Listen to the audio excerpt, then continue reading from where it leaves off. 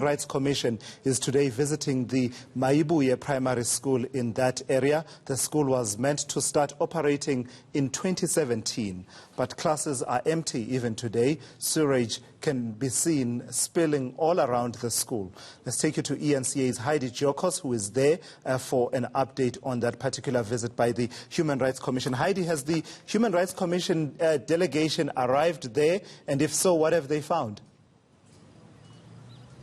Yes, definitely, Tulas. They have arrived. They arrived at about 11 o'clock this morning, and they've been walking around the school trying to get a sense of what the actual problem is.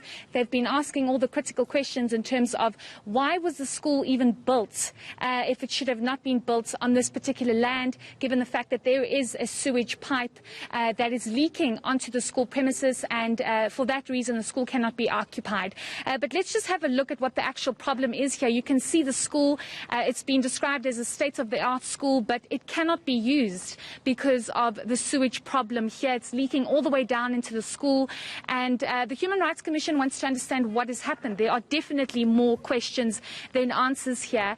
People are blaming the engineers, the contractors, the department, the municipality for allocating this particular land for the school to be built on.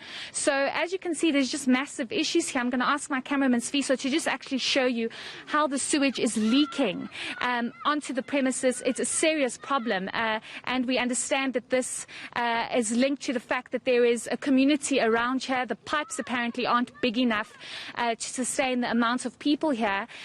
So it's a very big concern. We do understand that the Human Rights Commission is still doing a walkabout and trying to understand what exactly the problem is.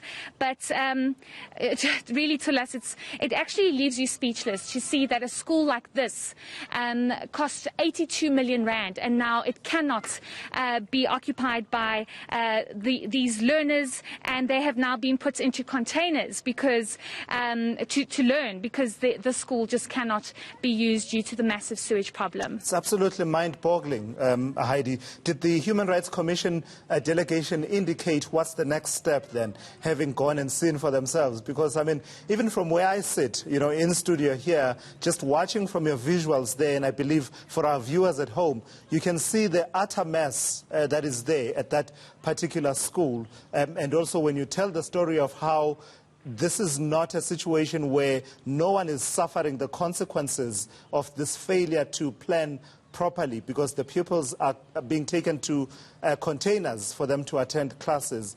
It becomes an issue that does need to be addressed, doesn't it? What is the Human Rights Commission saying is going to be their next step? Exactly. This is a massive issue that needs to be addressed. And when we arrived here, the Department of Infrastructure and Development indicated to us that the reports about the school are false and malicious, because the school was not built on a wetland. But even though the school was not built on a wetland, there is a serious sewage problem here.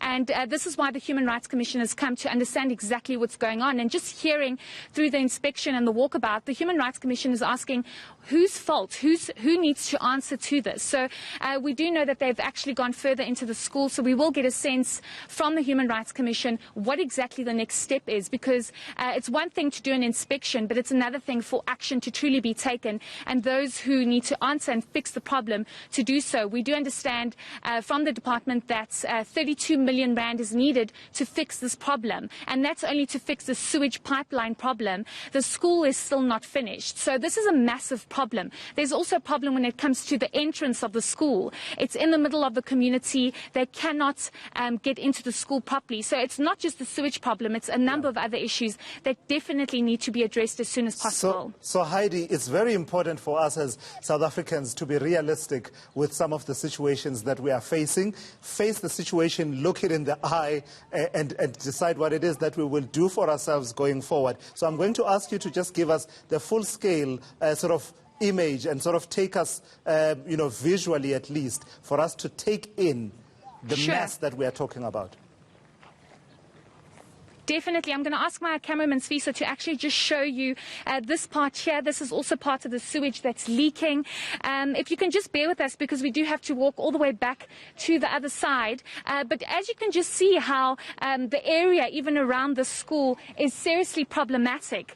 And it hasn't been developed just getting a sense from the officials that are here and just overhearing the conversations that they are having with the Human Rights Commission, they are saying that the school shouldn't even have been built on this land because of where it's specifically occupied and the zone in which it's in.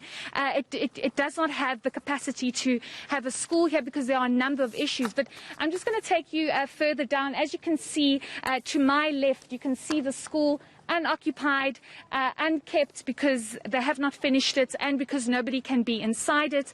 But it's a serious problem because you have over almost 2,000 learners that are currently in containers, being taught in containers. So this is a seriously massive problem.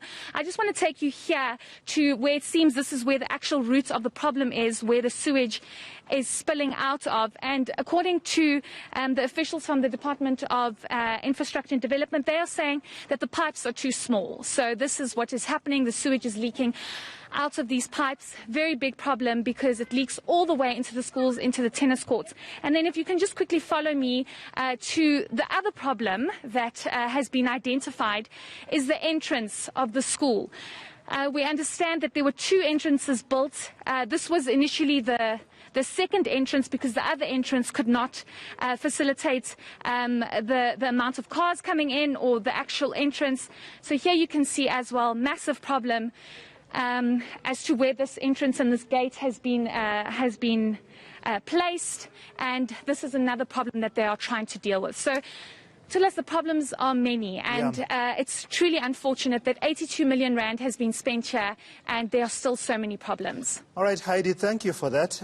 Well, we now have that perspective, taking it in, fully taking it in. We've also heard from the Gauteng Legislature Committee on Infrastructure Development. They were not impressed. We're now hearing from the Human Rights Commission.